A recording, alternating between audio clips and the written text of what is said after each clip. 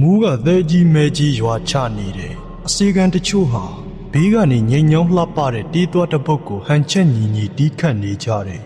တစ်ဖြက်ဖြက်လက်သွားတဲ့လျှက်စီးအလင်းရောင်တွေအောက်မှာတော့အရှင်လက်လက်ကိုတစ်ခုလုံးမြေမြုပ်ခံထားရတဲ့လူငယ်နှစ်ယောက်ရဲ့ခေါင်းကိုကင်ပြီးနက်ဆီယာမကြီးတစ်ယောက်ကမန်တန်တစ်ပုတ်ကိုကျဲလောင်စွာရွတ်ဖတ်နေပါတယ်ပြီးနောက်အစီရင်လှုပ်ထားတဲ့သွေးတစ်မျိုးနဲ့ခေါင်းပေါ်ကိုလောင်းချလိုက်တဲ့အခါကောင်မလေးကကြောက်လန့်တကြားအော်ဟစ်လိုက်ပါတယ်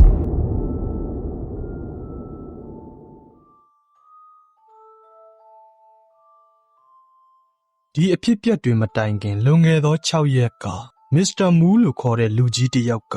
ဈေးထဲမှာလိုအပ်တာလေးတွေကိုလိုက်ဝယ်နေပါတယ်မူးကဒီနယ်တဝိုက်မှာအကြီးဆုံးရာဘာချန်တထေးတစ်ယောက်ဖြစ်လေတော့တွေ့တဲ့သူတိုင်းကတလေးတစားနဲ့နှုတ်ဆက်ကြပါတယ်ဒီလိုနဲ့လိုအပ်တာလေးတွေလည်းရပြီဖြစ်လို့ဆိုင်ကယ်လေးစီးပြီးအေးလူလူအိမ်ပြန်လာခဲ့ပါတယ်မူးတို့ရွာကရွာသူကြီးဘူရီဆိုသူဟာစိုက်ပျိုးတာတောင်မကြသေးပဲအစည်းတွေထုတ်နေပြီဖြစ်တဲ့မူးရဲ့ရာဘာချန်ထဲမှာမူးအလာကိုစောင့်ရင်ရာဘာပင်တွေကိုကြည့်နေပါတယ်ဒီလိုနဲ့မူးရောက်လာတဲ့အခါဘူရီကတလေးတစားနှုတ်ဆက်လိုက်ပြီးချန်လုပ်ငန်းနဲ့ပတ်သက်တဲ့နီးလန်းတွေကိုမေးကဆရာမူးလည်းသိတာပဲလေကျုပ်တို့ရွာသားတွေကမြေကွက်လောက်ပဲရှိကြတာစပားအပြင်ဘာမှရေရေရရလုတ်တဲ့ကင်တဲ့ကြတာမဟုတ်ဘူးလို့ပြောပြီးနီလန်းလေးတွေမျှဝေဖို့တောင်းဆိုလိုက်ပေမဲ့မူလကမနဲ့ဖန်သူသမီးလေးနူရီအင်ဂျင်နီယာဘွဲ့ယူမှာဖြစ်လို့အဲ့ကိစ္စတွေနောက်မှပြောကြမယ်လို့ဆိုရင်ထွက်သွားခဲ့ပါတယ်ဘူဒီကတော့ထွက်သွားတဲ့မစ္စတာမူးရဲ့နောက်ကျောကိုတစ်ချက်ကြည့်ပြီးမျက်နှာအနှဲငယ်ပြက်နေခဲ့ပါတယ်ရောဝင်တဒါနာကိုအရောက်မှာကားတစ်စီးကမစင်မချင်းမောင်းသွားတာကြောင့်မနှဲရှောင်လိုက်ရပြီးကားနောက်ပိတ်မှာရေးထားတာကငါမင်းကိုဖိတ်ခေါ်ပါတယ်အဲ့လိုရေးထားတာကိုတွေးလိုက်ရပါတယ်လျှက်တစ်ပြက်ဆိုတော့မူးကကားကိုတေချာမောင်းဖို့ကားသမားကိုလှမ်းអော်လိုက်ပြီးအနှဲငယ်ထိတ်လန့်နေခဲ့ပါတယ်အိမ်ပြန်ရောက်တော့ဂလက်ဒစ်လို့ခေါ်တဲ့သူ့ရဲ့မြင်းကိုလှမ်းခေါ်လိုက်ပြီးအငယ်ဆုံးသားလေးရန်တာကသူ့အဖေရဲ့အမှုအရာကိုတစ်ချက်ကြည့်က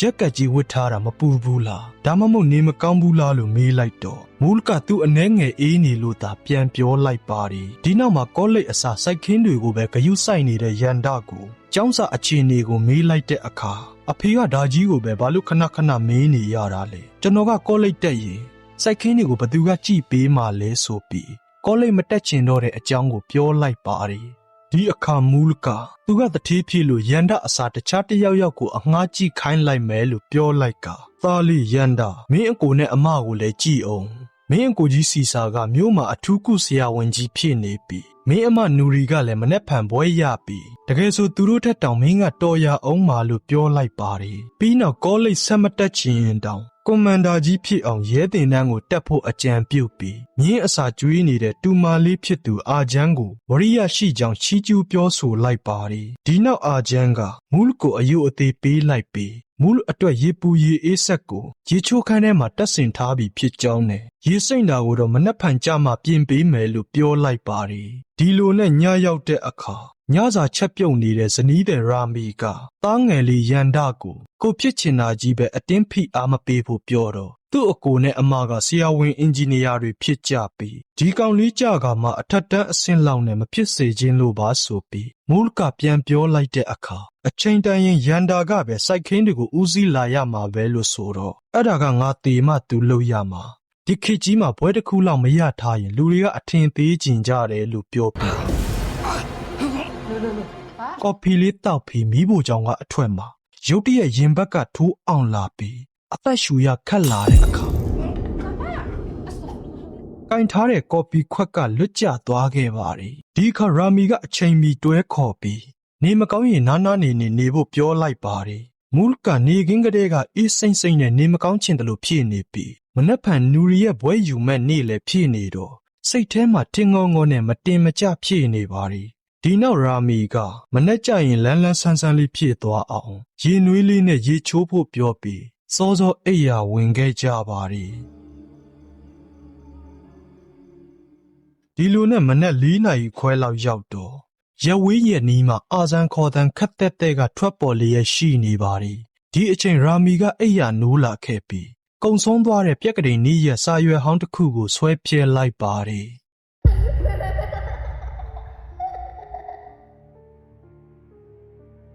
ကာလီဝွန်အင်္ဂါနီသူမဟုတ်ပြတ်သားနီဒီနောက်ရာမီကနူရီရဲ့ဘွယ်နင်းတပင်ကိုသွားဖို့ပြင်ဆင်စရာတွေပြင်ဆင်လို့ရအောင်ရန်ဒကိုနှိုးနေပါတယ်ဒီချိန်မူးလဲနိုးလာပြီးရေချိုးခန်းထဲကိုဝင်ကရေချိုးဖို့ပြင်နေပါတယ်မနေ့ကတက်ထားတဲ့ရေပူရေအေးဆက်ကိုဖွင့်ကြည့်တော့ဆက်ကကောင်းကောင်းအလုတ်လုတ်နေတာဖြစ်လို့အဆင်ပြေကြောင်းရာမီကိုလှမ်းပြောလိုက်ပါတယ်ဒါပေမဲ့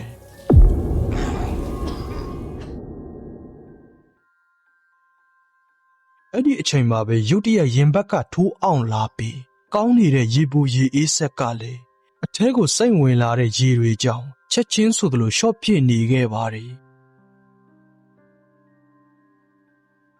လျှက်စစ်ဓာတ်တွေစီးနေတဲ့ရေတွေကတဖြည်းဖြည်းမူးရဲ့ခြေထောက်အနီးထိရောက်လာခဲ့ပြီးအာယူတက်လိုက်နိုင်ကတီတီလေးလွဲသွားခဲ့ပါတယ်ဒီနောက်ဘေးစင်ကိုအမိပြုတ်ပြီးအမောဖြီလေချောင်းရှင်းလိုက်မှအနှဲငယ်တက်တာသွားတာမယ်ဝင်းလျက်သားဖြည့်နေတဲ့ရေပါးကိုပိတ်ဖို့အသွားမှာလျှက်စစ်တွေစီးနေတဲ့ရေတွေကိုနင်းမိပြီးပြစ်လဲကျသွားကခဏအတွင်းမှာပဲအရေကုန်တွေစုပ်ပြတ်တက်ကဓာတ်လိုက်ပြီးတေဆုံးသွားခဲ့ပါတယ်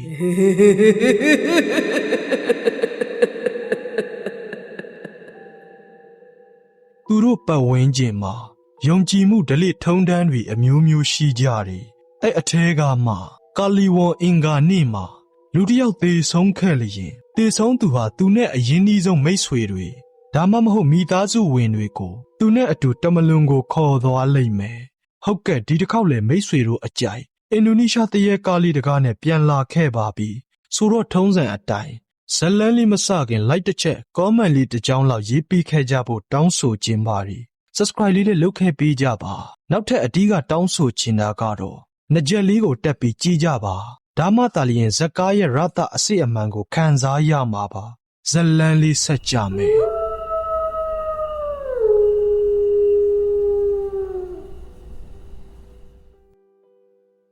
အဖေဖြစ်သူရဲ့တည်င်းကိုကြားခြင်းမှာပဲဘွဲယူနေတဲ့နူရီနဲ့အကြီးဆုံးသားဖြစ်သူစီစာတို့ကအိမ်ကိုအပြေးရောက်လာကြပါတယ်။တစ်ချိန်ကငါသမီးလေးအင်ဂျင်နီယာကြီးဖြစ်ရမယ်။ငါသားလေးကဆရာဝန်ကြီးလုပ်ရမယ်ဆိုပြီးသားသမီးတွေကိုပညာတတ်ကြီးဖြစ်စေခြင်းခဲ့တဲ့ဖခင်ဖြစ်သူရဲ့အလောင်းဘေးမှာဝမ်းနည်းစွာပဲငိုကြွေးလိုက်ကြပါတယ်။ဒီလိုနဲ့ရွာထဲကအိမ်နီးနားချင်းလူတချို့နဲ့မစ္စတာဆူလို့ခေါ်တဲ့တည်ဆုံးသူမူလရဲ့ညီဖြစ်သူကနာရေးမှာလိုအပ်တာလေးတွေကိုဝိုင်းဝန်းကူညီလုပ်ကင်နေကြပါတယ်ဒီအချိန်ရွာသူကြီးဘူဒီလည်းရောက်လာပြီးမူလတည်ဆုံးမှုအတွက်နောက်ဆက်တွဲဖြစ်လာမဲ့အရာတွေကိုအရင်ကလည်းကြုံဖူးပြီးမို့ဒါကိုကာကွယ်တဲ့အနေနဲ့ဒလိထုံးတန်းတစ်ခုပြုတ်လုပ်ရမယ့်အကြောင်းကိုပြောလိုက်တဲ့အခါစီစာကနားမလဲတာကြောင့်ဘာတွေပြောနေတာလဲဘာကြောင့်လုပ်ရမှာလဲလို့မေးလိုက်ပါတယ်ဘူဒီကမင်းတို့အဖေကကာလီဝွန်အင်္ဂါနေ့မှာတည်ဆုံးသွားခဲ့တာဒါကနမိတ်မကောင်းတဲ့ရက်တရက်ပဲမင်းတို့ကိုပါသူနဲ့အတူခေါ်သွားမှာကိုကြိုတင်ကာကွယ်တဲ့အနေနဲ့အတုပသွားရတုတ်တန်လန်းတလျှောက်မင်းတို့ကပကံတွေပြစ်ခွဲပေးရလိမ့်မယ်ဒီလိုမှမဟုတ်ပဲဒီဒလိကိုမလုပ်ဘူးဆိုရင်နောက်9ရက်အတွင်းမှာမူလရဲ့ဝိညာဉ်ကသူတို့နဲ့အတူမင်းတို့တွေကိုပါတမလွန်ကိုခေါ်ဆောင်သွားလိမ့်မယ်အဲ့လိုပြောလိုက်ပေမဲ့ဒလိထုံးတန်းတွေကိုအယုံကြည်မရှိတဲ့စီစာကခွင့်မပြုတာကြောင့်အကိုနဲ့အမမလုပ်ချင်ရင်နေပါကျွန်တော်နဲ့အမေကပဲလှုပ်လိုက်ပါမယ်လို့ပြောလိုက်တော့ဒီလောက်အမေကသူ့ခင်မုန်းသေးလို့စိတ်မကောင်းဖြစ်နေတာဟာတလာလို့မနေနဲ့ဒါတွေကိုလုံနေလို့မကောင်းတာတွေပဲဖြစ်လာလိမ့်မယ်လို့ပြောပြီးစကားဝိုင်းကထွက်သွားခဲ့ပါတယ်ဒီလိုနဲ့အတုပချမဲ့အချိန်ကိုရောက်လာတော့ဘူဒီကဘလို့ပဲဖြစ်ဖြစ်ရှင်းမျက်နှာနောက်ထားပြီးမူးလမသေးဆုံးခင်အသုံးပြုခဲ့တဲ့ကြွေပကံပြားတွေနဲ့အကျွေစေးအချို့ကိုပေးပြီးတုတ်တန်သွားရလမ်းတစ်လျှောက်သူပြောထားသလိုပကံတွေကိုပြစ်ခွဲအကျွေစေးတွေကိုကျဲချဖို့ပြောလိုက်ပါတယ်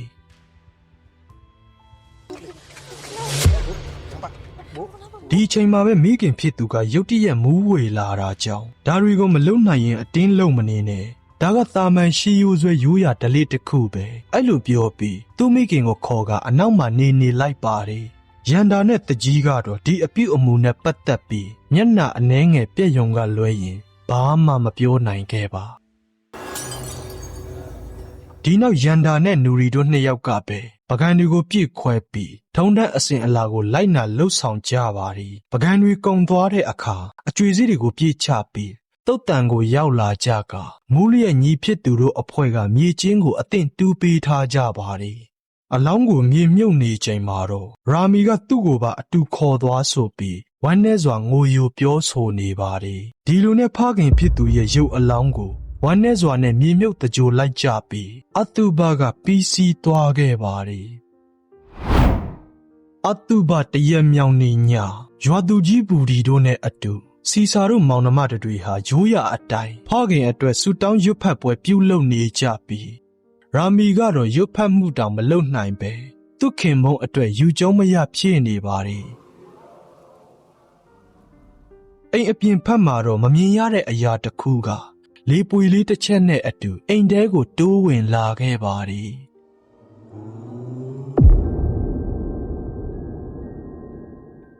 အဲ့ဒီလိုအတန်အော့ကြီးနဲ့မိမရေလို့ခေါ်လိုက်တဲ့မူးလီရဲ့အတန်ကိုကြားလိုက်ရတဲ့အခါရာမီတယောက်နေရာကကမန်းကနန်းနဲ့ထပြီးအနားကဖျောင်းနိုင်မီးလေးကိုယူကအတန်လာရာကိုလိုက်ကြည့်နေပါရီ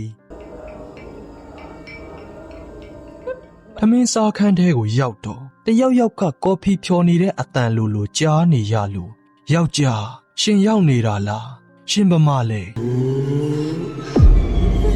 ကျမကိုလာခေါ်ပေးပါလို့ပြောလိုက်ချိန်မှာပဲအတန်ကိုထပ်ကြားလိုက်ရတဲ့အခါ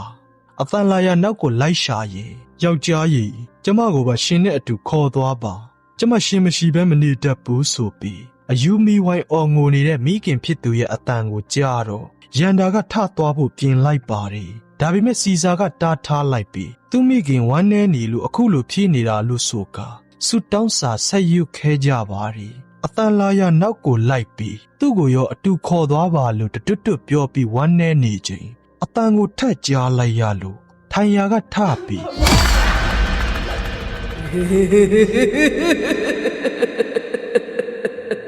နေရာစုံကိုလိုက်ကြည့်နေချိန်နူရီနဲ့အာချမ်းတို့ရောက်လာတာကြောင့်လန့်သွားခဲ့ပါရီဒီနောက်စိတ်နဲ့ကိုမကပ်ပဲကြောင်6ချားတွေဖြစ်နေတဲ့သူမိခင်ကိုချော့မော့ပြီးအိတ်ခမ်းစီကိုခေါ်သွားပေးလိုက်ကအဖေကမရှိတော့ဘူးဒါကိုအမေလက်ခံမှရမယ်စသဖြင့်ဖြောင်းဖြပြောဆိုပေမဲ့ရာမီကတော့လက်ခံဖို့ခက်ခဲနေပါရီဒီအချိန်ရာမီရဲ့နားထဲမှာကော်ဖီဖြော်နေတဲ့အတန်ကိုကြားနေရလို့ထွက်သွားဖို့လုပ်နေတဲ့နူရီကိုသူကြောက်နေလို့ဖတ်ထားပေးပါလို့ကလေးတစ်ယောက်လိုရှိုက်ကြီးတငယ်ငယ်နဲ့ပြောလိုက်ပါတယ်ဒီအခါနူရီကလည်းသူ့မိခင်ကိုပွေ့ဖက်ပြီးအနားမှာအိမ်မောကြသည့်အထိနေပြီးခဲ့ပါတယ်ညတကောင်ရံလောက်ရောက်တော့ခုံပေါ်ထောင်ထားတဲ့မိသားစုဓာတ်ပုံတစ်ပုံကသူ့အလိုလိုလဲကျသွားတာကြောင့်နူရီကထလာပြီးအိမ်မြောင်လေးတွေကြောင့်အထင်နဲ့ဓာတ်ပုံကိုပြန်ထောင်ကဖျောင်းတိုင်မီးကိုယူပြီးအခန်းထဲကထွက်လိုက်ရာရုတ်တရက်အခန်းထဲမှာကြံခဲ့တဲ့ဖျောင်းတိုင်မီးက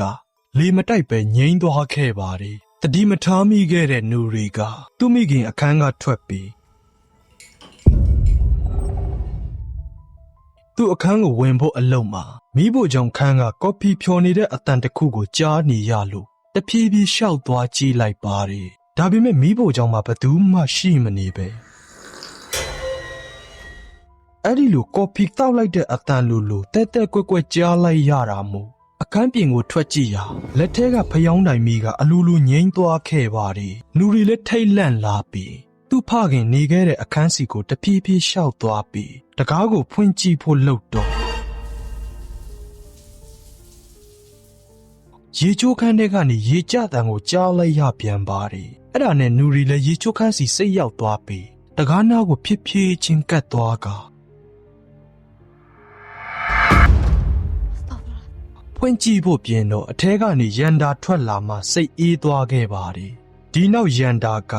အမေဘလူနေသေးလဲလို့မေးလိုက်တဲ့အခါအမေကတော်တော်စိတ်ထိခိုက်နေတယ်သူပြောတာကဒီကိုအဖေလာသွားတယ်လို့ပြောတယ်ပြီးရင်သူတို့ကိုပါဒီကခေါ်သွားမယ်လို့ကြောင်ကတန်းနဲ့ပြောနေတယ်လို့ဆိုတော့ဒါတွေဖြစ်ရတဲ့အကြောင်းရင်းကဒလီထုံနှန်းကိုအမေနဲ့စီစာတို့ကငါတို့နဲ့အတူတူမလုတ်ခဲ့လို့ပဲအဲ့လိုမလုတ်ခဲ့လို့အခုလိုဖြစ်နေတာအဲ့လိုပြောလိုက်ပေမဲ့နူရီကမဆိုင်ဘူးလို့သာပြန်ပြောပါတယ်ဒီအခါရန်တာကတိတ်ဆိုင်တာပေါ့ အဖေကမကောင်းတဲ့ရက်မှာကွယ်လွန်သွားတာဒါကြောင့်မယုံကြည်ရင်တောင်ဒလိထုံးတန်းအစဉ်အလာကိုလေးစားသမှုနဲ့လှုပ်ခတ်သင့်တယ်လို့ပြောလိုက်ပါတယ်ဒီအခါအိမ်မှုကိစ္စလုပ်နေတဲ့အာချမ်းကဟုတ်တယ်ရန်တာပြောတာမှန်တယ်ငါလည်းအန်တီကိုအဲ့ဒီအတွက်စိတ်ပူတယ်အဲ့လိုပြောနေချိန်မှာအဲ့လောက်ထိစိတ်ပူနေရအောင်အမေကအခုဘာဖြစ်နေလို့လဲတခုခုဖြစ်နေလို့လားလောကကြီးမှာနမိတ်မကောင်းတဲ့ရက်ဆိုတာမရှိဘူးအမေကသူ့ဟာသူဝမ်းနေလို့ဖြစ်နေတာကိုဘာဒလိတွေထဲကိုဆွဲထည့်ပြီးပြောနေကြတာလဲဆိုပြီး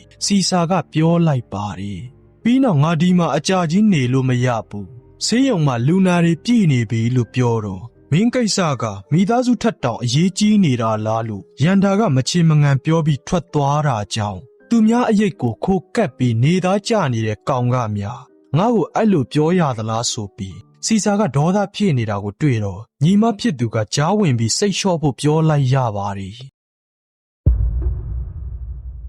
စီစာတို့အိယာဝင်သွားကြတော့နူရီရဲ့ဘေးကနေတရေတကောင်ကရက်ကြည့်နေခဲ့ပြီးနူရီကတော့ဒါကိုတတိမထားမိခဲ့ပါ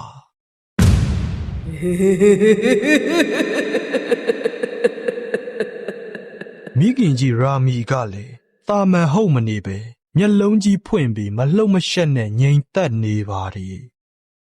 နှစ်ရက်မြောက်နေ့မနေ့ရောက်တဲ့အခါနူရီကသူ့မိခင်ကိုမနှက်စာစားဖို့လာခေါ်တော့သူ့မိခင်ကအိယာပေါ်မှာရှိမနေလို့တခြားအခန်းတွေကိုရောလိုက်ရှာပြီးသူ့အကိုစီစကိုလည်းမေးကြည့်လိုက်ပေမဲ့သူ့အကိုကလည်းမသိဘူးလို့ဆိုတာကြောင့်စိုးရိမ်သွားပြီးအာချမ်းနဲ့အတူအိမ်အပြင်ကိုထွက်ကြည့်လိုက်ပါတယ်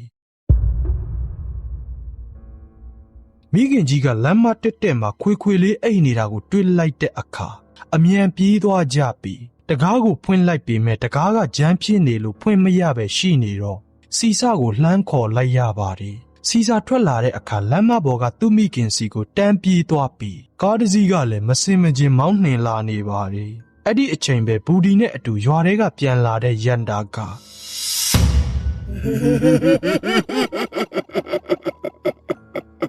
သူမိခင်စီအမြန်ပြေးပြီးဆွဲလိုက်မှအသက်ဘေးကနေကံကောင်းထောက်မှစွာလွတ်မြောက်သွားခဲ့ပါတယ်ဒီအခါရန်တာကကားသမားကိုလှမ်းဆဲလိုက်ပြီးကားသမားကလည်းပြန်ပြီးတောင်းပန်ကထွက်သွားခဲ့ပါတယ်အဲ့ဒီကားကရွာဝင်တရားမှာမူးကိုတိုက်လူလူမောင်းသွားတဲ့ကားပဲဖြစ်နေပါတယ်ဒီနောက်သူမိခင်ကိုခေါ်သွားချိန်ဘူဒီကရန်တာလက်မောင်းကိုဆွဲပြီးမင်းယုံခြင်းယုံမယုံခြင်းနေဒီဖြစ်ရက်တွေကမင်းအဖေတေဆုံးမှုနဲ့တိုက်ရိုက်ဆက်ဆက်နေတယ်လို့ပြောနေတာကိုစီစာကတစ်ချက်လှည့်ကြည့်ခဲ့ပါတယ်ဒီနောက်မှာမိခင်ဖြစ်သူကိုအိတ်ခမ်းစီခေါ်သွားပြီး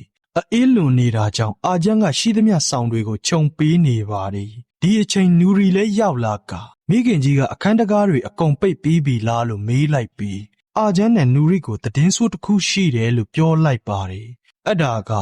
အမေမကြခင်သွားတော့မယ်ဒါပေမဲ့သတင်းကောင်းလည်းရှိတယ်လို့ပြောပြီးနူရီနဲ့အာချမ်းရဲ့လက်ကိုတွဲချိတ်ကသမီးတို့ကိုလည်းအမေနဲ့အတူခေါ်သွားပေးမယ်အဲ့လိုပြောကအသက်မပါတဲ့အပြုံးနဲ့ကြည်နေလေတော့နူရီလည်းထိတ်လန့်နေပါတယ်ညရောက်တဲ့အခါအဲ့ဒီအကြောင်းကိုပြောပြတော့စီစာကသူ့မိခင်လောလောဆယ်စိတ်သက်ကြနေတာဖြစ်လို့ဒီလိုအခြေအနေမှာဒီလိုစကားတွေပြောတာကတာမန်ပဲလို့ပြောလိုက်ရဘယ်လိုလုပ်တာကတာမန်ဖြစ်နိုင်မှာလဲအခုဟာတွေကရွာသူကြီးဘူဒီပြောတယ်လို့ဖြစ်နေတာ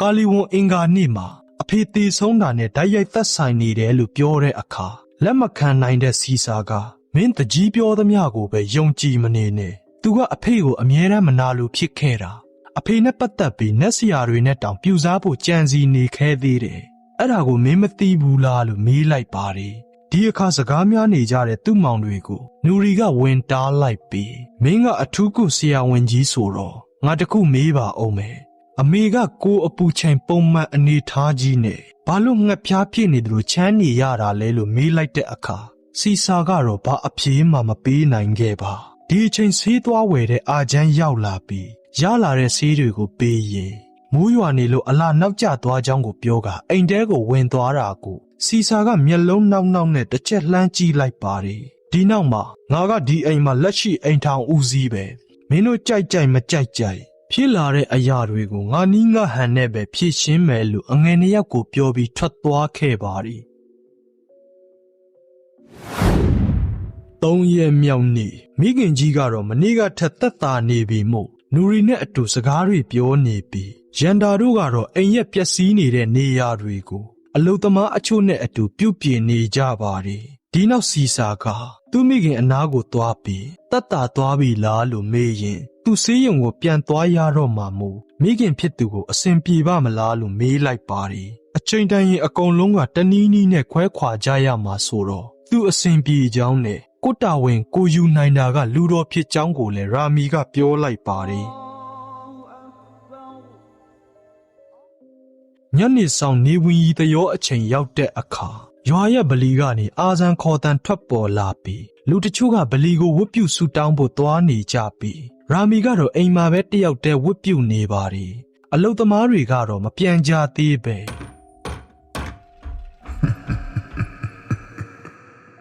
ရာမီဝတ်ပြုနေတဲ့မျက်နှာကျက်အပေါ်တက်မှာလက်စသက်စရာလေးတွေရှိနေသေးလို့အပီးသက်နေကြပါတယ်သူတို့မသိလိုက်တာကအပေါ်ကတန်တခါရိုက်လိုက်တိုင်းမှာရာမီရဲ့ခေါင်းတက်တဲကရှိနေတဲ့ပန်ကာရဲ့မူလီတွေဟာတပတ်ချင်းလဲနေခဲ့ပါတယ်ဒီအချိန်ရန်တာရောက်လာပြီးဖခင်အတွက်ဆူတောင်းရွတ်ဖတ်ဖို့လူတွေရောက်မလာခင်ပြင်ဆင်စရာတွေပြင်ဆင်ရအောင်မှာမို့ကျန်တာတွေနောက်နေ့မှဆက်လုပ်ကြဖို့ပြောလိုက်တော့ထိုလူတွေလည်းအိမ်ပြန်သွားခဲ့ကြပါတယ်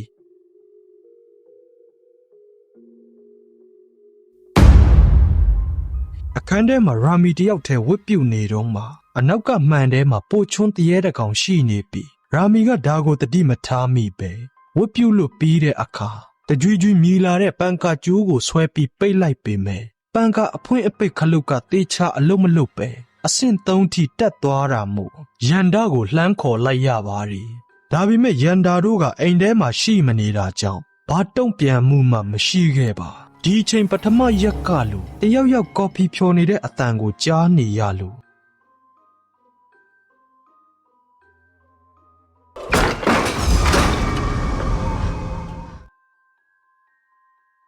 အတန်လာရတကားကိုဖွင့်ကြည့်နေတော့နောက်ကပဒင်းတကားကဝုန်းဆိုပြီးပွင့်သွားကလေပြင်းတစ်ချက်ကသူ့မျက်နှာပေါ်ကိုဝှေ့ရမ်းသွားခဲ့ပါတယ်အဲ့ဒါနဲ့တကားစီကိုဖြင်းညင်းစွာရှောက်သွားပြီးအပြင်ကိုလှမ်းကြည့်တော့ဘာမှရှိမနေခဲ့ပါ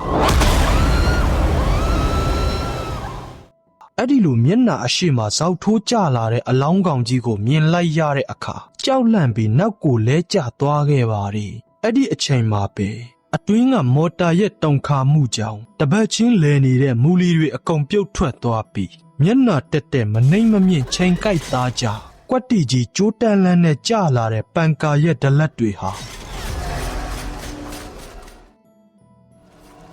ရာမီရဲ့မျက်နှာကိုဒရဇက်ခုတ်ဖြတ်တယ်လို့ဖြစ်နေပြီးမျက်နှာတစ်ခုလုံးစုပ်ပြတ်တတ်ကမျက်လုံးနဲ့မျက်နှာတစစီဖြစ်ပြီးသေဆုံးသွားပါတော့တယ်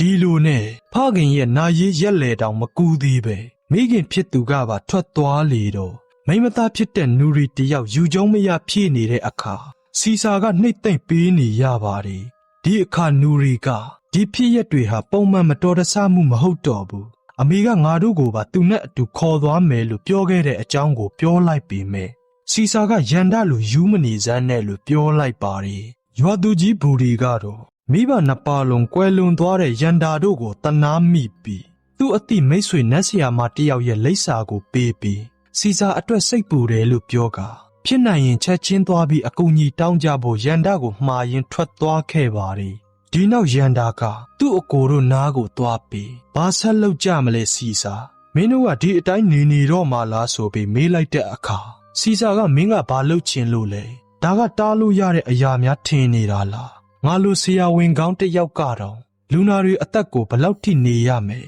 ဘလောက်ထိအသက်ရှင်နိုင်မလဲဆိုတာအာမမခံနိုင်ခဲ့ဘူးအကုန်လုံးကဖရာသခင်ရဲ့လက်ထဲမှာပဲရှိတယ်အဲ့ဒီလိုညီကိုနှစ်ယောက်စကားများနေကြတော့နူရီကကြားဝင်တားနေရကအာချမ်းကသူတို့မောင်နှမတွေရဲ့ကိစ္စတွေဖြစ်နေတာမို့ဘာမှဝင်မစွတ်ဖက်ခဲ့ပါဒီနောက်မှာအကုန်လုံးကဝမ်းနဲ့နေကြတာဖြစ်တဲ့အတွက်တယောက်ကိုတယောက်နားလည်ခွင့်လွတ်ပြီးစီစာကအိမ်ထဲကိုဝင်လိုက်ချိန်ရုတ်တရက်အေးစိမ့်စိမ့်ဖြစ်လာခဲ့ပါတယ်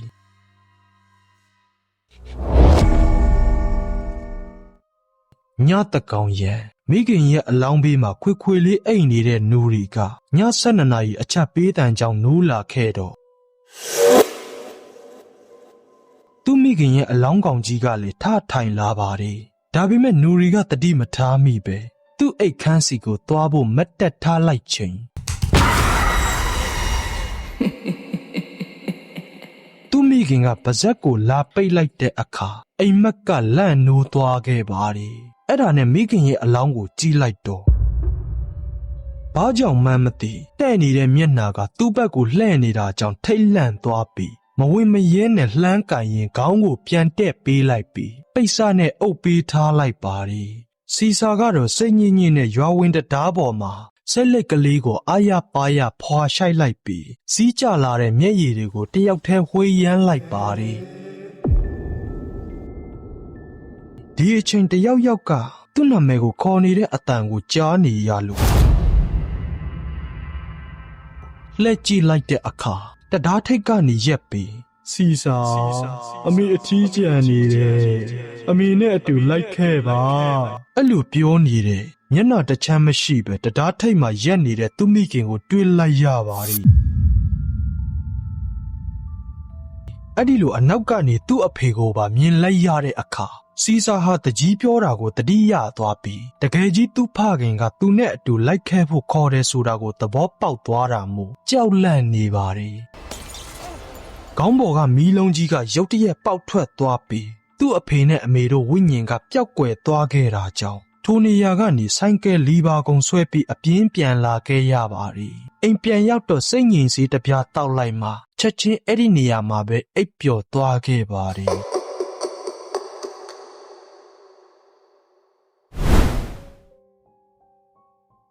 လေးရဲ့မြောက်နေ့တည်ဆုံးသွားတဲ့မိခင်ကြီးရဲ့အလောင်းကို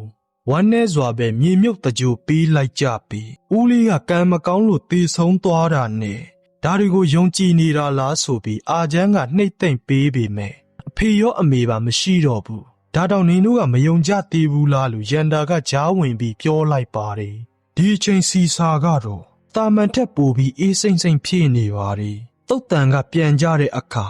ရန်တာကရွာလူကြီးပေးခဲ့တဲ့နတ်ဆရာမကြီးရဲ့လိပ်စာကိုနူရီကိုပေးလိုက်ပြီးရွာလူကြီးကအမြန်သွားပြီးတွေ့လိုက်ကြဖို့မှားထားခဲ့တဲ့အကြောင်းကိုပြောလိုက်တော့စီစာကမလိုက်တော့ဘူးလို့ဆိုတာကြောင့်အမဒီဖြစ်ရက်တွေကဒီမှာတင်ရက်သွားမှာမဟုတ်ဘူးဒီတစ်ခါစီစာအလှဲ့ကိုရောက်လာနိုင်တယ်သူကရိုးရာဓလေ့ကိုမလှုပ်ဆောင်ခဲ့ဘူးဘယ်လိုပဲဖြစ်ဖြစ်ငါတို့သွားလိုက်တာအရှုံးမရှိဘူးစီစာကိုကယ်ရင်ကယ်နိုင်လိမ့်မယ်လို့ပြောပြီးမောင်နှမနှစ်ယောက်ကဆိုင်ကယ်လေးနဲ့စတင်ခရီးဆက်ခဲ့ကြပါတယ်အိမ်မှာတော့စီစာကနေမကောင်းချင်တယ်လို့ဖြစ်နေတဲ့အတွက်တယောက်တည်းဆောင်ချုံပြီးအိမ်နေပါတယ်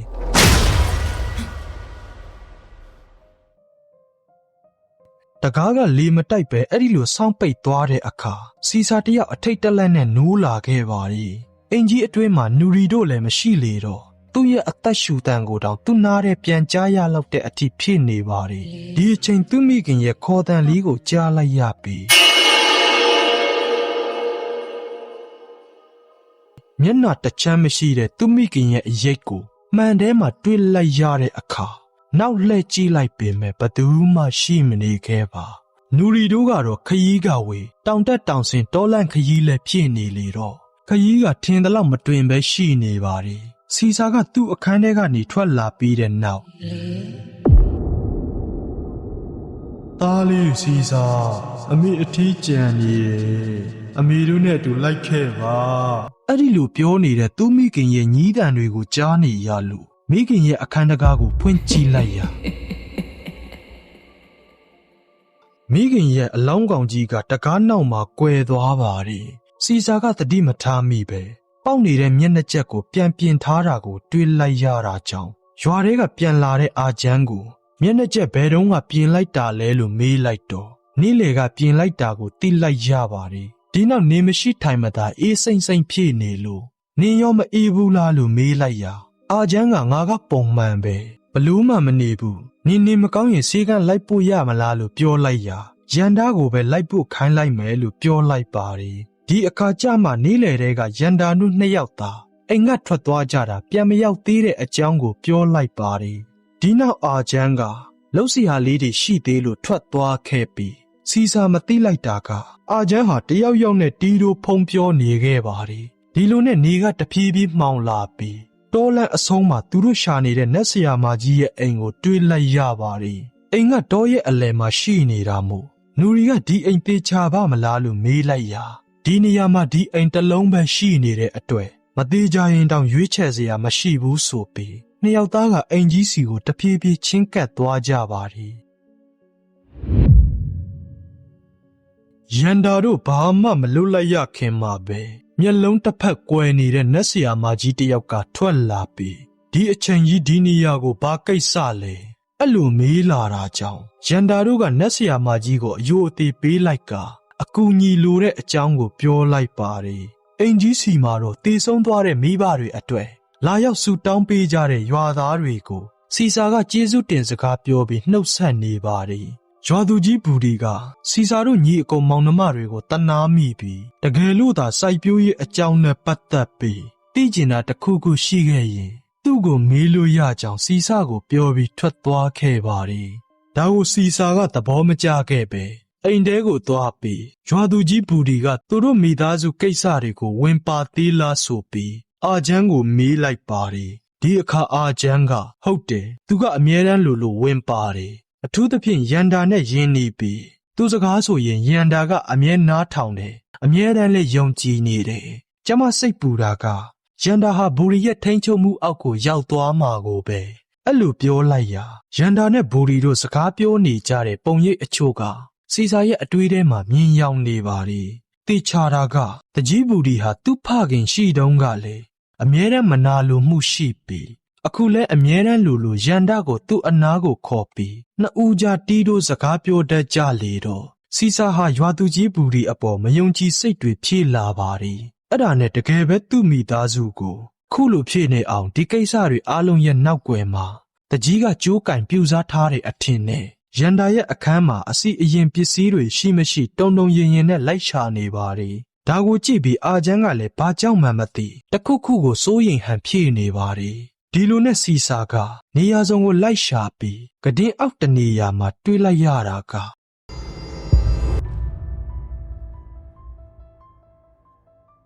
သွေးစွန်းနေတဲ့သူ့မိခင်ရဲ့မျက်လုံးကြီးဖြည့်နေပြီးလမ်းဖြန့်သွားကတေချာကြည့်လိုက်မှဘာမှရှိမနေခဲ့ပါအဲ့ဒါနဲ့ဖုံးမီးကိုထွန်းပြီးကဒင်းအောက်အနှံ့ကြည့်လိုက်တော့ပိတ်စာတစ်ခုနဲ့ချီနှောင်ထားတဲ့အထုပ်ကလေးတစ်ထုပ်ကိုတွေးလိုက်ရလို့တေချာဖွင့်ကြည့်လိုက်ပါတယ်အထဲမှာမြေကြီးမုံတွေဖြည့်နေပြီးစီစာကလည်းဘာမှမသိတာနဲ့ဓာတ်ပုံရိုက်ပြီးနူရီရဲ့စီကိုမက်ဆေ့ပေါက်ကနေတဆင်ကဒင်းအောက်မှာရှိနေတဲ့အရာဆိုပြီးလှမ်းပိုးလိုက်ပါတယ်ဖုံးအားကလည်းဘက်ထရီ200%သာရှိပြီမို့အိတ်ထဲကိုထည့်ထားလိုက်ပြီး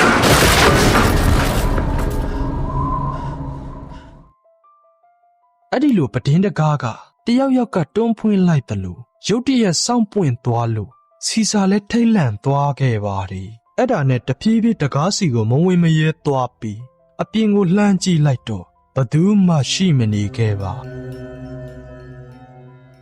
အဲ့ဒီအချိန်မှာပဲအနောက်ကနေတဒိန်ဒိန်မြည်နေတဲ့ကော်ဖီဖြော်တဲ့အသံကိုကြားနေရပြီးနောက်ကိုလှည့်ကြည့်လိုက်ရာပုတ်ပွားနေတဲ့သူ့ဖခင်ရဲ့အလောင်းကောင်ကြီးကိုတွေ့လိုက်ရလို့မျက်လုံးကိုမှိတ်ထားလိုက်ရပါတယ်အဲ့ဒီနောက်သေချာပြန်ကြည့်လိုက်တော့အလောင်းကောင်ကြီးကရှိမနေတော့ပဲအိမ်အပြင်ခက်လန်းလန်းမှာသူ့အဖေကိုမြင်လိုက်ရတာကြောင့်အဖေလို့ခေါ်ပြီးအိမ်အပြင်ဘက်ကိုထွက်ကြည့်လိုက်ပါတယ်အဲ့ဒီလိုလမ်းတစ်ဖက်ချမ်းကနေသူ့နောက်လိုက်လာဖို့ပြောပြီးတောလမ်းဘက်ကိုထွက်သွားတာကြောင့်စီစာကနောက်ကနေအပြေးလိုက်သွားခဲ့ပါတယ်မိဖို့ကြောင့်မှဟင်းချက်နေတဲ့အာချမ်းကအိမ်ထဲကနေဘာအတန်းမှမကြားရတော့တာမို့ရန်တဲ့အခန်းထဲကိုဝင်ကြည့်လိုက်တော့စီစာကိုမတွေ့ရပဲပစ္စည်းတွေပြန့်ကျဲနေတဲ့အခါအိမ်အပြင်မှာလိုက်ရှာလိုက်ပါတယ်တစ်ဖက်ကနူရီတို့ဟာအခုဖြစ်ပျက်နေတဲ့အကြောင်းအရင်းတွေကမကောင်းတဲ့နေ့မှာသေဆုံးသွားတဲ့ဖခင်ကြောင့်ဆိုတာကိုနတ်ဆရာမကြီးပြောပြလို့သိလိုက်ရပြီအဲ့ဒီအချိန်ပဲအာချမ်းစီကဖုံးဝင်လာပါတယ်အိမ်မှာအကိုကြီးစီစာပြောင်းနေကြောင်းသိလိုက်ရလို့စီစာနောက်ဆုံးပို့ထားခဲ့တဲ့စာတွေနဲ့ဓာတ်ပုံတွေကိုဝင်ကြည့်လိုက်ရာစိုးရိမ်စိတ်ဖြစ်သွားတာမို့နတ်ဆရာမကြီးကိုခွင့်တောင်းပြီးမောင်နှမနှစ်ယောက်ကအလောတကြီးထွက်လာလိုက်ကြပါတယ်ဖခင်ရဲ့နောက်ကိုကမန်းကတန်းနဲ့လိုက်နေတဲ့စီစာဟာ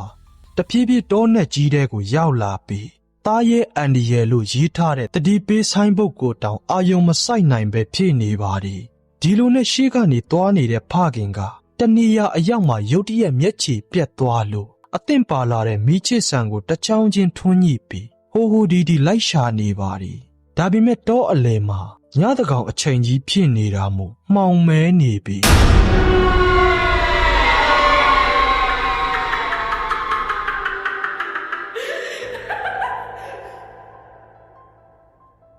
ပုတ်ပွားနေတဲ့မိခင်ကြီးရဲ့အလောင်းကောင်ကြီးကိုမျက်နှာအရှိမတွေ့လိုက်ရတဲ့အခါစီစာလဲကြောက်လန့်တကြားနဲ့ခြေဥတဲ့ရာကိုပြေးရပါတော့တယ်တဏီယာအရောက်မှာတောဝက်ချင်းညက်ကိုင်းတစ်ခုကိုနင်းမိပြီးလဲကျသွားပါတယ်ဒီနောက်မှာစီစာကညက်ကိုအာယူပြီးဆွဲဖြုတ်လိုက်ရ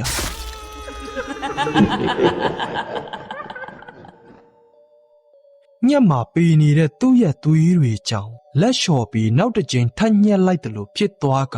နာကျင်စွာအော်ဟစ်နေပါတယ်ဒီနောက်ညက်ကိုတေချာကင်ပြီးဖြုတ်နေတော့တိုက်ဆိုင်ပဲအနားကလမ်းပေါ်မှာရန်တာတို့ကဖြတ်မောင်းသွားခဲ့ပါတယ်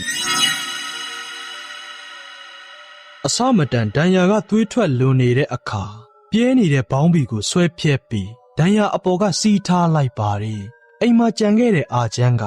ရုတ်တရက်ပျောက်သွားတဲ့စီစကိုရွာသားတွေရဲ့အကူအညီနဲ့နီးစပ်ရာတောတွေမှာလိုက်ရှာနေကြပါတယ်သွေးထွက်လွန်နေတဲ့ဒဏ်ရာကြောင့်လမ်းတောင်ကောင်းကောင်းမလျှောက်နိုင်တော့တဲ့စီစာကရှိတဲ့ခွန်အားကိုသုံးပြီးတောထဲကထွက်လာနိုင်ပါတယ်ကံကောင်းထောင်းမစွာနဲ့ကားတစ်စီးအလာနဲ့ကွက်တိဖြစ်သွားတာကြောင့်သူ့ကိုအနီးဆုံးဆေးခန်းတစ်ခုကိုပို့ပေးဖို့အကူအညီတောင်းလိုက်ပါတယ်ဒီအခါကားသမားကနောက်ကနေတက်လိုက်လို့ဆိုတော့စီစာကကားပေါ်ကိုတက်ပြီး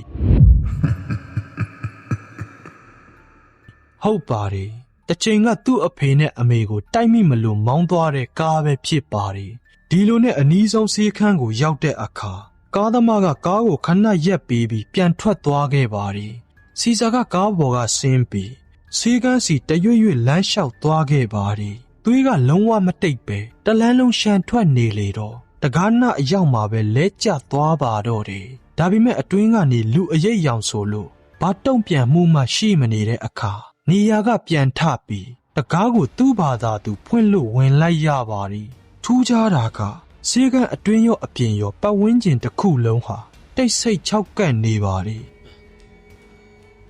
အဲ့ဒီလိုဘဲညာရင်ထိုးရင်းနဲ့ရှစ်ဆက်ပြီးမလျှောက်နိုင်တော့တဲ့အတွက်နီးစက်ရတွန်းလဲတစ်ခုပေါ်ကိုအာယူတက်ပြီးပိတ်ဖြူစားကိုခေါင်းပြီးခြုံကဆရာဝန်တွေကိုစောင့်နေပါတယ်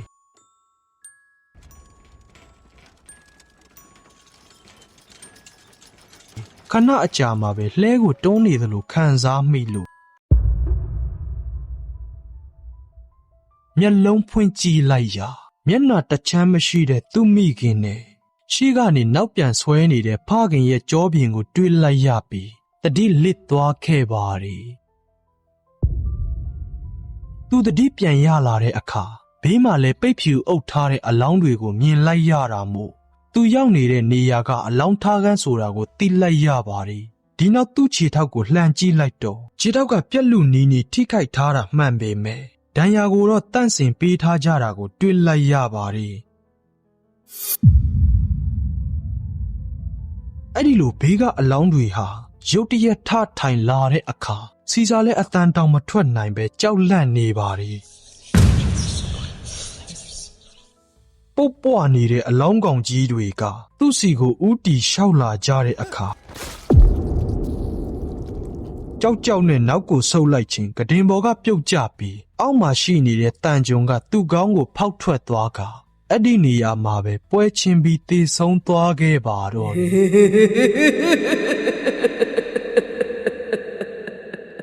တကြီးနဲ့သူတို့ရွာသားတွေက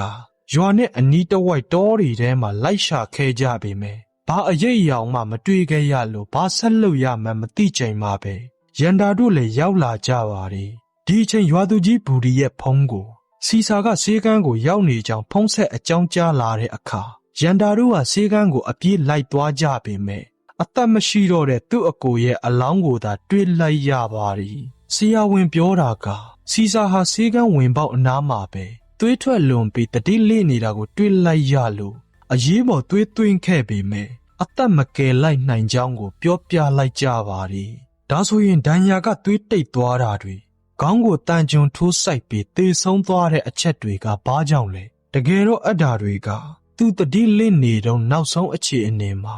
ဥတီရမဲ့လွင်မျောနေတဲ့သူ့ရဲ့ဝိညာဉ်ကမြင်တွေ့ခဲ့ရတဲ့အမြင်အာရုံတစ်ခုသာဖြစ်ပါတယ်။9 ရက်မြောက်နေ့သေဆုံးသွားတဲ့သူ့အကိုရဲ့အလောင်းကိုဝမ်းနည်းစွာပဲအဖေနဲ့အမေရဲ့မြေစာပုံဘေးမှာမြေမြုပ်တကြိုလိုက်ကြကရွာသူကြီးဘူဒီနဲ့အာချမ်းရဲ့ဖခင်ဖြစ်သူမစ္စတာဆူတို့က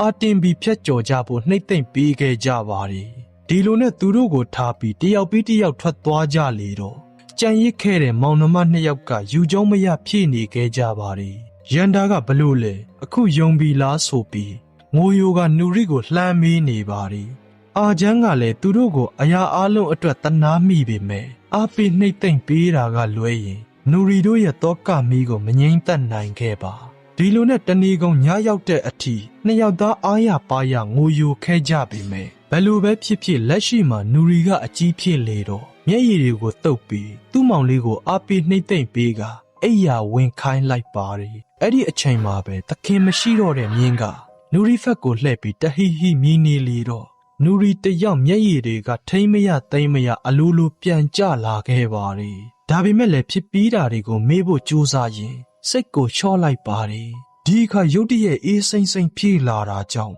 အိမ်ထဲကိုသွားပြီးဘီယိုထဲကအနှွေးထည်တစ်ထဲကိုယူဝတ်လိုက်ပေမဲ့အေးတာကဘလို့မှရော့မသွားတာကြောင့်သူ့မိခင်သူ့အကိုတို့မသေးဆုံးခင်အေးစိမ့်စိမ့်ခံစားခဲ့ရတဲ့ဝေဒနာတွေကိုမြင်ယောင်သွားပြီးနင်းကိုပါခေါ်သွားမယ်ဆိုတဲ့သူ့မိခင်ရဲ့စကားကိုပါအမှတ်ရသွားတော့နူရီဟာသူ့အလှည့်ရောက်လာပြီဆိုတာကိုသိလိုက်ရပါတယ်အဲ့ဒါနဲ့အကိုကြီးစီစာပြောခဲ့တယ်ကဒင်းအောက်မှာတွေးခဲ့တယ်ဆိုတဲ့ပစ္စည်းကိုသတိရသွားပြီးသူ့ကဒင်းအောက်ကိုလည်းလိုက်ရှာကြည့်ရအဲ့ဒီလိုပစ္စည်းတစ်ခုရှိနေတာကိုတွေးလိုက်ရတော့ဘာမှရှေရှည်ဝေးဝေးတွေးမနေတော့ပဲနတ်ဆရာမကြီးစီကိုအမြန်သွားလိုက်ကြပါတယ်ဟိုကိုရောက်တော့ပစ္စည်းထုတ်ကိုနတ်ဆရာမကြီးကိုပေးလိုက်ပြီးဒီလိုပစ္စည်းထုတ်တွေကတည်ဆုံးသွားတဲ့ကျွန်တော်အဖေအမေအပအဝင်ကျွန်တော်တို့ရဲ့အခန်းတိုင်းမှာရှိနေတယ်ကျွန်တော်တို့ရိုးရာဓလေ့စည်းကမ်းတွေကိုလည်းလိုက်နာခဲ့တယ်အခုကျွန်တော်အမားကပါရုတ်တရက်နေမရှိထိုင်မသာပြေးလာခဲ့တယ်ဒါတွေကဘာကြောင့်လဲပြီးတော့အဲ့ဒါကရောဘာလဲဆိုပြီးနတ်ဆရာမကြီးကိုမေးလိုက်ပါတယ်ဒီအခါနတ်ဆရာမကြီးကဒါကမကောင်းတဲ့မြေရှင်းရှင်းပြောရရင်ဒါကသင်ချိုင်းမြေပဲဒီပစ္စည်းကမင်းတို့စီမှာရှိနေတာကြာပြီလားလို့မေးလိုက်ပေမဲ့ရန်တာတို့လည်းအတိအကျမသိလေတော့အခုမင်းတို့မှာဒါကိုတားဆီးဖို့အတွက်ရွေးချယ်စရာနီလန်တစ်ခုပဲရှိတယ်အဲ့ဒါက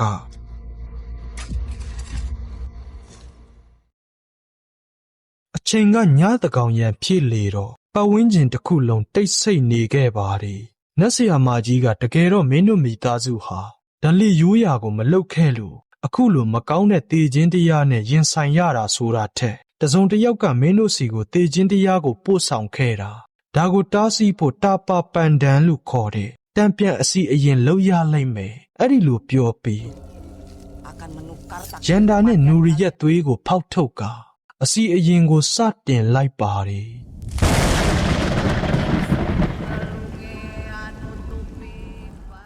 မိုးကလည်းချိန်ကိုက်သားကြရွာချနေတယ်အစီကန်တချို့ဟာဘေးကနေရိုးရာတူရိယာတွေကိုတီးခတ်နေကြပြီးနတ်ဆရာမကြီးကတော့ရန်တာနဲ့နူရီရဲ့ခေါင်းကိုကန်ရင်မန်တန်တပုတ်ကိုကျဲလောင်စွာရွတ်ဖတ်နေပါသည်ရန်တာနဲ့နူရီရဲ့အမြင်အာရုံမှာတည်ဆုံးသွားတဲ့မိဘတွေနဲ့စီစာတို့မတည်ဆုံးခင်ကြုံတွေ့ခဲ့ရတဲ့အရာတွေကိုမြင်ယောင်နေပါသည်ဒီနောက်မှာယခုအစီအရင်ကမင်းတို့စီကိုတည်ခြင်းတရားပို့ပေးခဲ့တဲ့သူရဲ့အသက်နဲ့မင်းတို့ရဲ့အသက်အန္တရာယ်ကိုနေရာချင်းလှည့်ပေးလိုက်မယ်လို့ဆိုက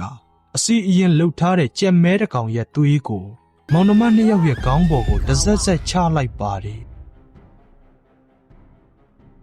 အဲ့ဒီအချိန်မှာပဲတည်ဆုံးသွားတဲ့သူမိန်းမရဲ့40 ပြည့်နှစ်အထိမ်းအမှတ်စာအုပ်ကိုကင်ပြီးအာချမ်းကိုပြည်စုံအောင်ထားနိုင်တော့မယ်လို့သူမိန်းမရဲ့ရုပ်ပုံကိုကြည့်ပြီးတတွတ်တွတ်ပြောနေတဲ့အာချမ်းရဲ့ဖခင်ကြီးမစ္စတာဆူတယောက်ရုတ်တရက်အေးစိမ့်စိမ့်ဖြေလာပါတယ်အထဲမှာတော့နူရီတို့ဖခင်မူးနဲ့အတူညီကို2 ယောက်ရိုက်ကူးထားတဲ့အမတ်တရဓာတ်ပုံတွေရှိနေပါတယ် အဲ့ဒါနဲ့တဖြည်းဖြည်းပိုပြီးအေးလာတာကြောင့်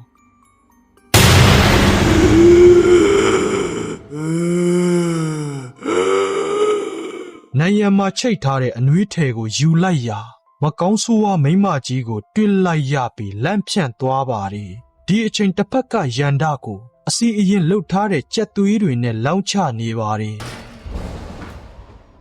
သူ့အလိုလိုပွင့်သွားခဲ့တဲ့တကားကိုသွားပိတ်ရာနောက်တကားပါပွင့်သွားတာကြောင့်အလင်းအမြန်ပိတ်ပြီးနောက်လှည့်လိုက်ရာမကောင်းဆိုးဝါးကထွက်မသွားတဲ့အပြင်အိမ်ထဲကပစ္စည်းတွေဟာပုံနကတိုက်သလိုဖြစ်နေတော့မစ္စတာဆူတယောက်တံပြန်ကာကွယ်ခံလိုက်ရပြီဆိုတာကိုသဘောပေါက်သွားပြီးအိမ်ထဲမှာရှိနေတဲ့မကောင်းဆိုးဝါးကိုကမန်းကတန်းနဲ့ငါမရှုံးဘူးအခုထွက်သွားလို့ပြောလိုက်ပါတယ်ဒီအခါမကောင်းဆိုးဝါးကလေပင်ကိုညှစ်ပြီးဘာမှလုပ်လို့မရအောင်လက်တွေကိုပါချိုးပြစ်လိုက်တော့အတုံးအလုံးလဲကျသွားပါတယ်ဒီအချိန်အပေါ်ကနေဘီယိုကြီးကပါပြိနေတော့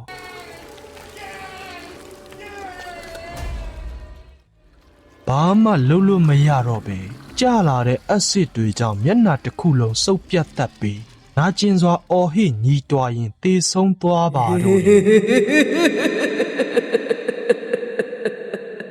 တစ်ဖက်မှာတော့မပြီးနိုင်သေးတဲ့အစီအရင်တွေကိုဆက်လုပ်နေတော့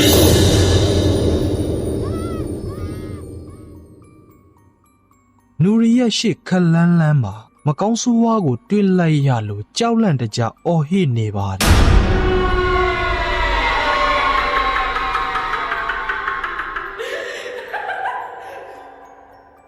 ရန်ဒကိုပါမကောင်းဆိုးဝါးအသွင်နဲ့အနားမှာမြင်တွေ့လိုက်ရတဲ့အခါကြောက်လန့်တကြားနဲ့မြေကြီးထဲကနေထပြေးပါတော့တယ်ဒါပေမဲ့မကောင်းဆိုးဝါးကနူရီရဲ့နောက်ကိုလိုက်လာလို့ဆက်ပြီးပြေးနေတော့အနားကတစ်ပင်ကိုမိုးကြိုးပစ်ချလိုက်ရမှာနူရီကလွင့်ထွက်သွားပြီးတင်းငုတ်အချွန်နဲ့တီတီလေးလွဲသွားပြီးတတိလစ်သွားခဲ့ပါတယ်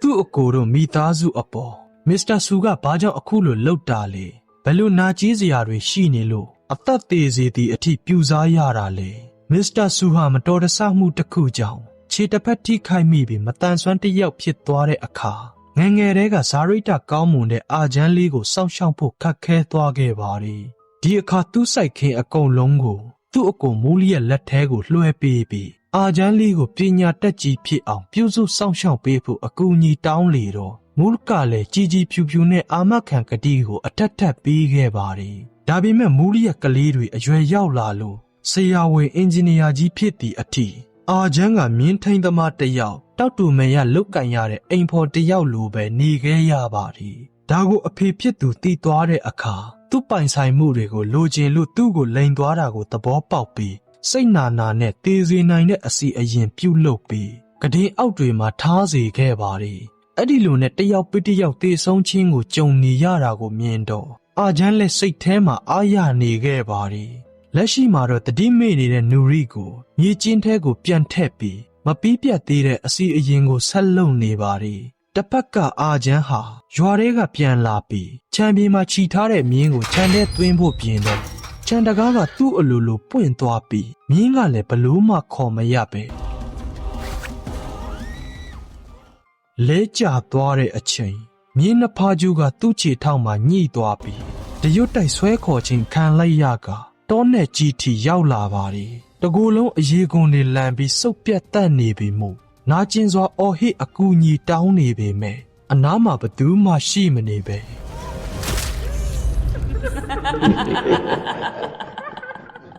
အဲ့ဒီလိုချွန်ထက်နေတဲ့တင့်ငုတ်ကြီးကသူ့ရင်ဘတ်ကိုထုတ်ချင်းပေါက်ဆိုင်မိပြီးအဲ့ဒီနေရာမှာပဲပွဲချင်းပြီးသေဆုံးသွားခဲ့ပါတယ်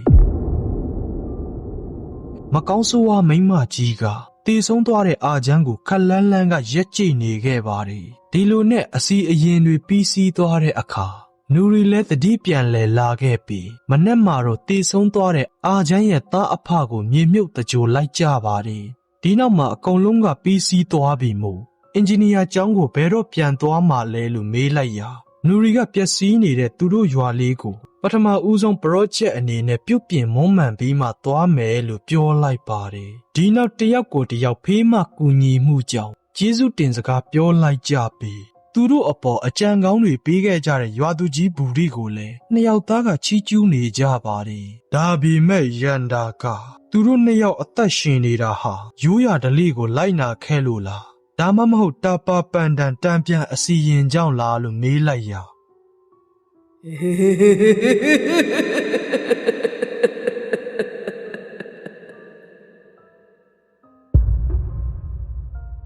တကယ်တော့ဒီအဖြစ်ဆိုးတွေအားလုံးရဲ့နောက်ွယ်မှာရွာသူကြီးဘူဒီလည်းတစ်စိတ်တစ်ပိုင်းပါဝင်နေပါတယ်။ဘာလို့လဲဆိုရင် Very Gino နတ်ဆီယာမကြီးရဲ့အိမ်တကားကိုခောက်လာသူကရွာသူကြီးဘူဒီဖြစ်နေပြီးနတ်ဆီယာမကြီးကလက်အုပ်ချီပြီးအယူအသေးပေးလိုက်ကအဲရမာဟွန်ဆိုတဲ့ဇက်ကားလေးဟာဒီမာတင်ပြီးဆုံးသွားခဲ့ပါတယ်။ဘယ်လိုလဲဇက်ကားလေးကိုကြိုက်မကြိုက် comment လေးမှာတစ်ခုခုရေးပေးခဲ့ကြပါဦး။ထုံးစံအတိုင်း like and subscribe လေးလည်းလုပ်ခဲ့ပေးကြပါ။နောက်ဗီဒီယိုမှာပြန်ဆုံကြမယ်။အားလုံးကိုကျေးဇူးတင်တယ်။